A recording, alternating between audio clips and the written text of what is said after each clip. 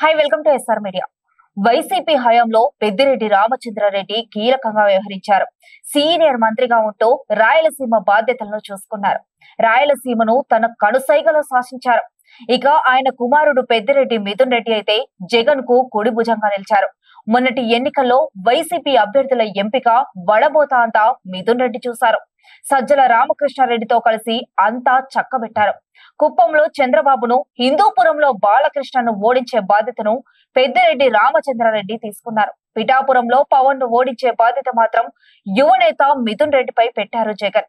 దీంతో రాయలసీమ మనుషులను పిఠాపురం పంపించారు మిథున్ రెడ్డి. ఇదే విషయాన్ని ఎన్నికల ప్రచారంలో ప్రస్తావించారు పవన్.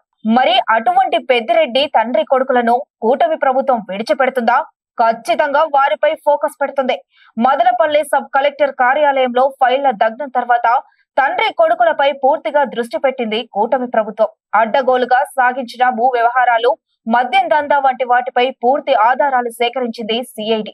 ఇప్పుడు అన్ని ఒక కొలిక్కి రావడంతో ఏ క్షణంలోనైనా ఎంపీ పెద్దిరెడ్డి మిథున్ రెడ్డిని అరెస్టు చేసేందుకు సిద్ధంగా ఉన్నట్లు సమాచారం. కూటమి ప్రభుత్వం అధికారంలోకి వచ్చాక తర్వాత మదనపల్లి సబ్ కలెక్టర్ కార్యాలయంలో ఫైళ్లను పోగు చేసి దహనం చేసిన సంగతి తెలిసిందే. అయితే ఈ కేసు దర్యాప్తులో ఆసక్తికర విషయాలు బయటకు వస్తున్నాయి. వందల కోట్ల లావాదేవీలకు సంబంధించి దందా బయటపడింది. ఆ నగదంతా మద్యం స్కామ్ లోనిదే అని తేలింది. అందుకే సిఐడి అధికారులు సైతం రంగంలోకి దిగారు. రాష్ట్రంలో మద్యం దందా ఆ నలుగురే చేశారన్నది అందరికీ తెలిసిన విషయమే. సీఎంఓలో కీలకంగా వ్యవహరించిన ఆ నలుగురే మద్యం దందాలో సూత్రధారులన్న ఆరోపణలు ఉన్నాయి.